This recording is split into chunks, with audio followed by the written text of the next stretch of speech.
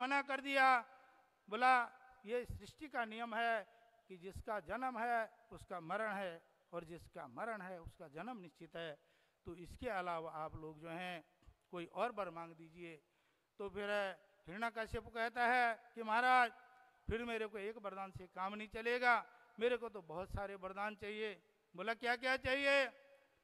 बोला ना दिन में न मरूं, न रात में मरूं, न अंदर मरूं, न बाहर मरूं, न जमीन में न मरूं, आसमान में न मरूं।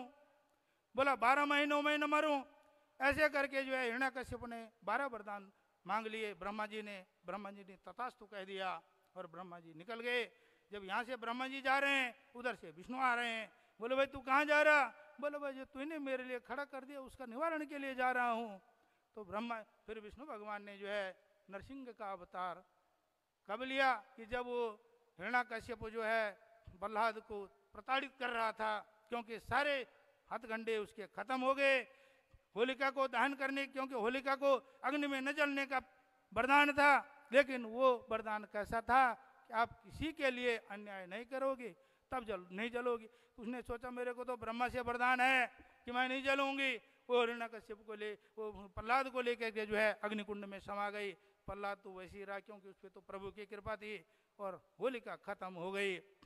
उसके बाद जो है जब कोई भी हथकंडा काम नहीं आया, फिर उसने उसको प्रताड़ित करना शुरू किया। बोला तेरा भगवान इस खंबे में भी है? बोला हाँ महाराज इसी खंबे में भी है। इतने में जो है भगवान प्रकट हुए नरसिंह अवतार लेके। बोलो नरसिंह भगवान की जय। और उसके बाद जो है हिरण्यकश्यप का कौन सा समय लिया? 13वां महीना बनाया, और न दिन में था न रात में था, मध्याह्न का समय था। और दरवाजे की चौखट में लेकर के, न अंदर न बाहर न जमीन में, और अपनी गोद में लेकर के जो है हिरण्यकश्यप का वध किया। तो मैं आप लोगों से यही कहता हूँ कि सबसे पहले तो आप लोगों के अंदर ये चीज़ें होनी चाहिए कि किसी का बुरा न सोचें, हो सके तो किसी का भला कर दो, अगर नहीं हो सकता है तो भाई रहने दो, लेकिन बुरा किसी का नहीं सोचना चाहिए। लेकिन यहाँ तो आज कलयुग में हर एक के अंदर रावण है जो सोचता है मेरा पेट भरे। अगर बगल में कोई कमजोर खड़ा है उसको जो है दबाने की कोशिश की जाती है। अरे भाई क्यों उसको दबा रहे हैं? वो भी प्रभु है, उसके अंदर भी आत्मा है, उसको बचाने की कोशिश करो। अगर तुमसे हो सकता है, नहीं हो सकता तो रहने दो, उसको अपने उस पर छोड़ दो। तो इसी श्रृंखला के आधार पे मैं गौ माता के निमित्त 2 लाइन का भजन सुनाऊंगा। जो सारे जग की माता है, गुणगान उसी का गाता हूँ। जो सारे जग की माता है, गुणगान उसी का गाता हूँ। कलयुग में क्या हाल है उसका, सभी तुम्हें बतलाता हूँ। कलयुग में क्या हाल है उसका, आज तुम्हें सुनाता हूँ। जय गौ माता, जय गौ माता। भूखे प्यासे भटकी मैया, भूखे प्यासे भटकी मैया, दूध हमें पिलाती है।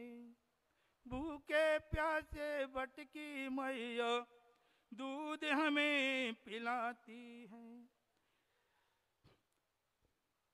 भूखे प्यासे भटकी मैया, दूध हमें पिलाती है।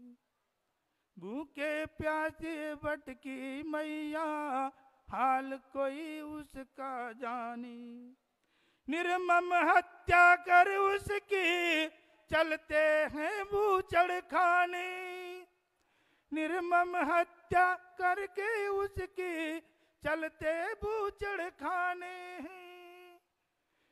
जो गौ माता सबकी माता, उसी का गान सुनाता हूँ।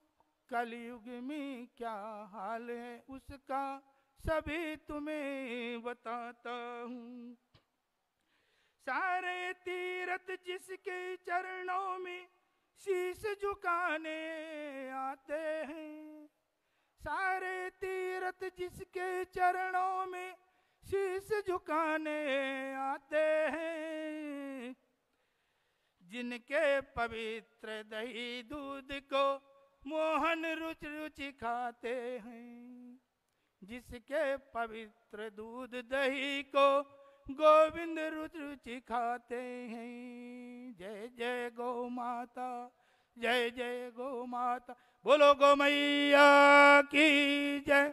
तो हमारा यही संकल्प रहेगा, क्योंकि यहाँ हमारे बड़बड़ाने से कुछ नहीं होगा। उनको जो है प्रस्ताव देना पड़ेगा कि जब आप एक पशु को जो है जंगल में नरभक्षी पशु को जो है आप राष्ट्र का दर्जा दे सकते हैं, तो हमारी गौ माता तो आपका पालन कर रही है भाई, तो उसका आप राष्ट्रमाता कैसे नहीं घोषित कर सकते हैं? तो प्रस्ताव देना पड़ेगा 3 जगह, तब जाके संकल्प पूरा होगा।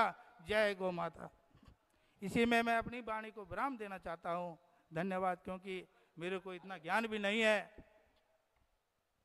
लो जी। बहुत सुंदर पूज्यपाद सुरेश शास्त्री जी बंडी महाराज ने मत्स्य पुराण का सारा सुनाया कि जो जग की माता है उसके लिए हम सब मत्स्य पुराण में उल्लेख किया गया है, उसके लिए ही जीवन समर्पित होना चाहिए।